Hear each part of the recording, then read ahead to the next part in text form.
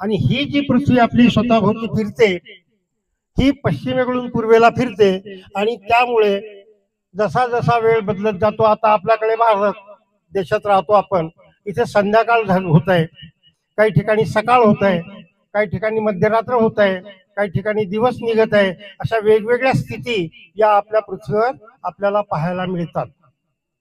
सध्या आपल्याकडे संध्याकाळ होते, काही वेळाने आता झोपेत जाऊ, झोपून जाऊ, परंतु वेगवेगळ्या ठिकाणी वेगवेगळे वेळा आपल्याला. या ठिकाणी काही घड्याळं लावलेली आहेत पहा, त्याच्यामध्ये हे बघा, हे आपलं घड्याळ आहे भारताचं.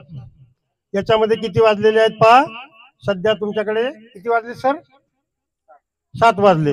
या घड्याळात आपल्या 7 झालेत, हे बघा हे इथे. आणि पश्चिम पूर्व फिरते म्हणून आपल्याला आकाशातल्या गोष्टी पूर्वेकडून पश्चिमेकडे जाताना दिसतात, जसा चंद्र, सूर्य, बाकीचे तारे.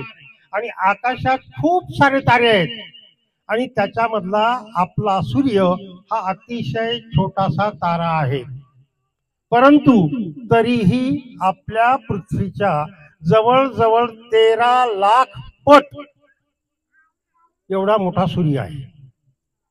आणि असे अनेक सूर्य अर्थात तारे आपल्या आकाशगंगेत आहेत. आणि आपली आकाशगंगा जशी आहे तशा असे अनेक आकाशगंगा आपल्या या विश्वामध्ये आहेत.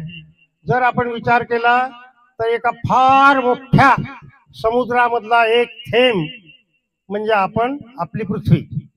मग त्याच्यामध्ये आपला भारत, त्याच्यामध्ये महाराष्ट्र, त्याच्यामध्ये वाशिम आणि त्याच्यामध्ये तुम्ही. एवढं हे फार मोठं अवाढव्य आणि अफाट असं विश्व आहे. आणि या विश्वाचा आपण आपल्या भूगोलातून, विज्ञानातून अभ्यास करतो. त्याच्यामध्ये चंद्र, सूर्य, तारे या गोष्टींचा अभ्यास आपल्याला करावा लागतो. आणि आज आपण ह्याच गोष्टी बहुतांशी प्रत्यक्षामध्ये बघून ताई शिकवत असतील, सर दाखवत असतील. तर याच्यावर काही रेषा आहेत बेटा, काही उभ्या दिसतात, काही इक्वेटर, लॉंगिट्यूड, लॅटिट्यूड अशा प्रकारच्या उभ्या आडव्या रेषा आहेत. याला आपण इमॅजिनरी लाईन म्हणतो, काल्पनिक रेषा म्हणतो. परंतु ह्या काल्पनिक जरी असल्या तरी अभ्यासाच्या दृष्टिकोनातून किंवा विषयाच्या दृष्टिकोनातून अतिशय महत्त्वाच्या आहेत. यावरून प्रत्येक ठिकाणाची निश्चिती, त्या ठिकाणचं तापमान, त्या ठिकाणचं पर्जन्यमान, त्या ठिकाणचं हवामान कसं असेल आणि हे आपल्याला समजते.